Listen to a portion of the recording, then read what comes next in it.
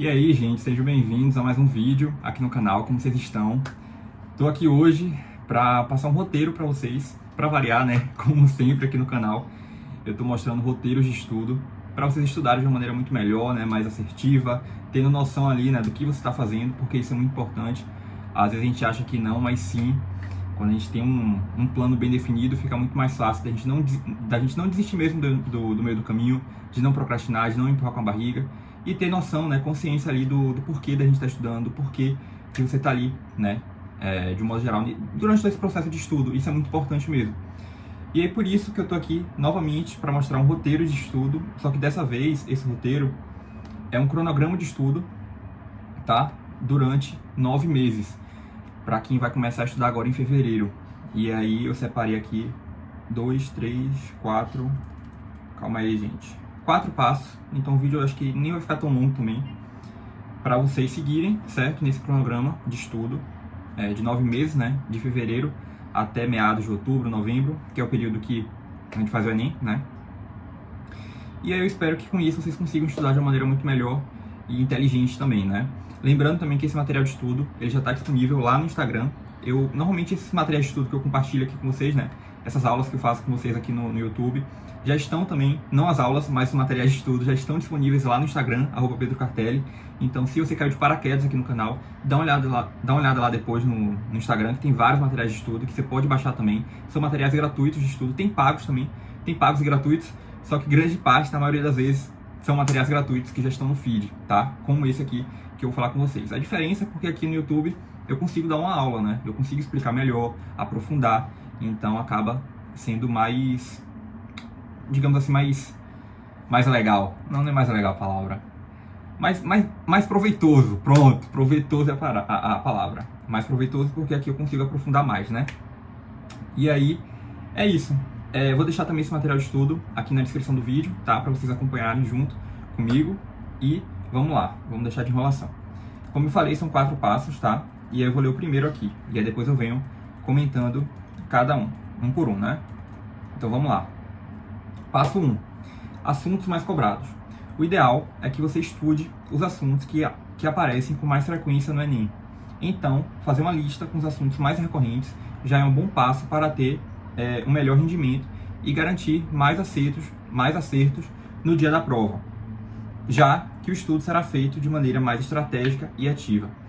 Recentemente também eu cheguei até a compartilhar alguns vídeos com vocês aqui no YouTube, né, sobre o Enem 2025, e isso, né, esse passo aqui é algo que eu sempre venho frisando e falando: assuntos mais cobrados. Por quê? Porque o Enem, ele cobra muitos assuntos. Tem muitos assuntos, né? É o Exame Nacional do Ensino Médio. Então é tudo ali do ensino médio. E aí o ideal é que você foque, não estou falando também que é para você descartar e deixar de lado, mas assim, foca naqueles assuntos que caem com mais frequência, que todo ano é certeiro que vai ter ali, vai ter uma questão ou outra daquele assunto. Por quê? Porque você vai estar estudando com mais estratégia. Você vai estar otimizando seu tempo e vendo aqueles assuntos que são mais cobrados. Tem uma lista, já está aqui disponível também no YouTube, e lá no Instagram, essa lista com os assuntos mais cobrados, em natureza, né, com biologia, física e química, em humanas, com história geral, história do Brasil, filosofia, sociologia e geografia, em matemática e em linguagens, tá? Então você pode baixar também esse material, caso você ainda não tenha, viu? Tá aqui em algum desses vídeos aí que já saíram no canal, recentemente que eu postei, e aí também serve como material de apoio. Quando eu digo também, né, para você focar nesses assuntos mais cobrados, e foi o que eu falei, para você não deixar de lado também, mas, assim, dá uma atenção maior nos assuntos mais cobrados. Mas também, se você puder, né, claro, é ótimo também ver aqueles outros assuntos que caem com pouca frequência. Mas o foco, a atenção maior tem que ser nesses assuntos mais cobrados.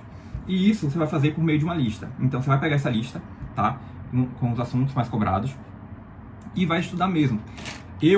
Quando eu estava, né, estudando para Enem, eu peguei a minha lista, né, a minha lista com os assuntos mais cobrados, e aí eu fazia um planejamento de estudo. Então, por exemplo, na segunda-feira, né, eu colocava aqui na agenda: segunda-feira, estudar esse assunto aqui de matemática que está na lista.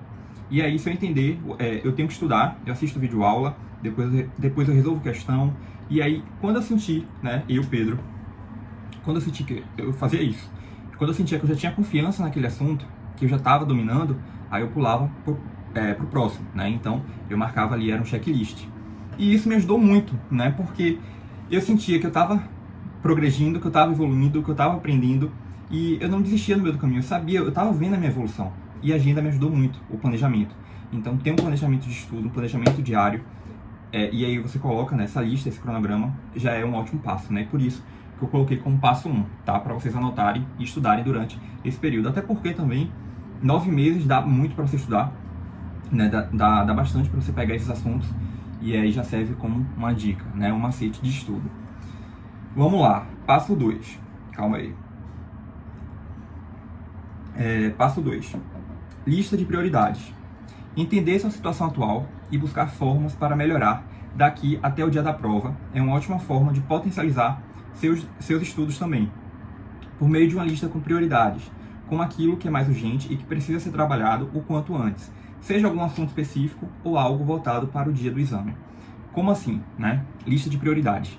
Eu, além do planejamento diário e da lista com os assuntos mais cobrados, eu também fazia uma análise de mim mesmo. Então, eu olhava os Enems anteriores que eu já tinha feito e tentava entender ali onde é que eu estava errando. Provavelmente, né, era sempre assim que eu fazia. Eu vi onde é que o meu resultado estava mais abaixo. Eu tinha mais dificuldade em natureza. Eu não acertava tantas questões de física e nem de química.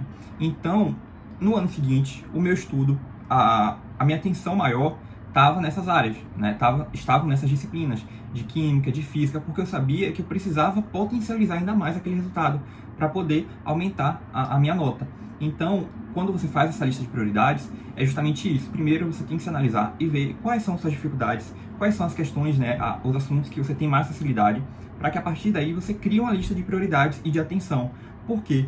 Porque assim, não adianta nada, digamos que você é perfeito em matemática, acerta todas as questões de matemática.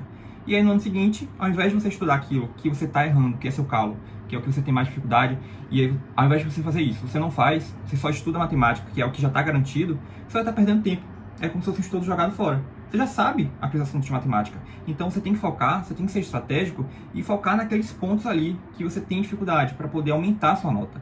E é por isso que a lista de prioridade é tão importante, porque isso te dá um senso, uma consciência mesmo do seu estudo por completo. E aí, a partir daí, você vai traçar um plano de estudo. É por isso também que eu sempre digo, né, que quando você cria o cronograma de estudo, não existe, pode até existir, mas é muito difícil você ter um cronograma de estudo que sirva para todos os tipos de estudantes, porque não tem como. Cada estudante tem as suas dificuldades, tem o seu próprio método de estudo, então é muito particular. E aí também não tem como eu te falar, faça desse jeito aqui. O que eu posso te fazer é isso, né? O que eu posso te falar é isso. Siga esse roteiro, porque a partir daí você vai criar o seu próprio cronograma de estudo, né, por meio dessas dicas e por meio desse plano. E aí depois disso, de você anotar a lista com os assuntos mais cobrados e também ter essa lista, né, de prioridade junto com o planejamento de estudo, que pode ser uma agenda, um bloco de notas também no celular, fica a seu critério. A gente vai agora para o passo 3. Então vamos lá, calma aí. O passo 3 é o seguinte: metas semanais. Definir metas semanais é um bom passo para manter a constância nos estudos, não desistindo no meio do caminho e não procrastinando. Isso pode ser feito por meio de um cronograma de estudo, onde você pode estabelecer horários e prazos de tarefas. Então, um outro ponto muito importante também é essa questão das metas semanais, né? Isso também foi algo que me ajudou muito, porque é importante a gente sempre tentar evoluir. Lembra que eu falei isso, se não me engano, foi até no passo 1. Se você não coloca metas para você mesmo, fica muito difícil de você ver a sua evolução. Então você tem que colocar, até o final de semana eu tenho que estudar esses assuntos de matemática, esses assuntos de química, esses assuntos de geografia. Você tem que colocar essas metas para que você não desista no meio do caminho. Então você sabe aonde você tem que chegar, né? E claro, também tem que ser metas alcançáveis e que você consiga cumprir ali no decorrer da semana, para que você também não se sinta sobrecarregado e também não fique frustrado ali caso você não consiga. Então tem que ser algo mais realista. Então, por exemplo, vou estudar isso aqui eu tenho até domingo, de segunda até domingo, para estudar esses assuntos e fazer isso aqui, resolver essas questões. Pronto. Isso é muito bom, porque você consegue manter a constância. A ideia é justamente essa, né, das metas semanais. Manter essa constância, essa disciplina nos estudos e fazer com que você consiga se avaliar cada semana e ver onde você pode melhorar, onde você está onde você já está acertando e que está ok, está beleza. Então isso é muito bom também, né, ter essas metas semanais incluída no cronograma de estudo. E aí, por fim, mas não menos importante, o último tópico, o passo 4, né, para esse cronograma de estudo de 9 meses, né, para o Enem, eu coloquei o seguinte: simulados. Resolver questões de provas anteriores é algo extremamente necessário nessa reta final, não só pelo fato de ser um estudo ativo, mas também para você ir refrescando aqueles assuntos que não estudou e lembra mais. Sempre observando como determinado conteúdo é exigido e já criando o hábito de fazer simulados a partir de agora.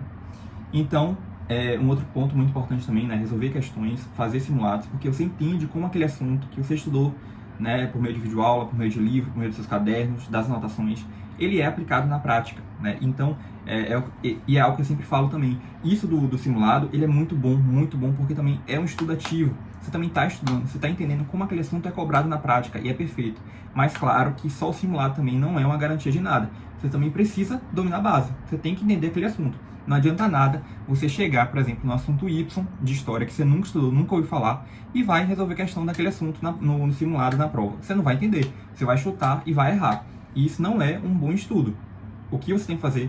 Estudar, ter uma noção da base daquele conteúdo para depois ir na prática. Isso, inclusive, é fundamental, principalmente, em todos, na verdade, mas principalmente em matemática e linguagens, né, que a grande parte do estudo ali está no simulado, em interpretar texto, e isso é sempre no campo prático.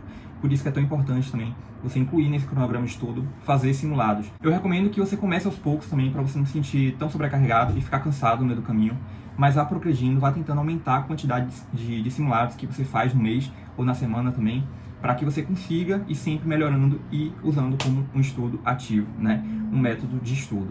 Mas no mais é isso, 4 passos para você seguir, né, para você adotar nesse cronograma de estudo de 9 meses para o Enem 2025. Eu espero que vocês tenham gostado do vídeo, eu espero que vocês tenham entendido também esse passo a passo. Mas caso vocês ainda tenham ficado com alguma dúvida, né, de algo que eu disse aqui no vídeo e que vocês ainda ficaram sem entender, né, fala comigo nos comentários, tá, que eu estou respondendo vocês. E no mais é isso. Desejo a todos bons estudos e eu vejo vocês agora no próximo vídeo. Um beijo!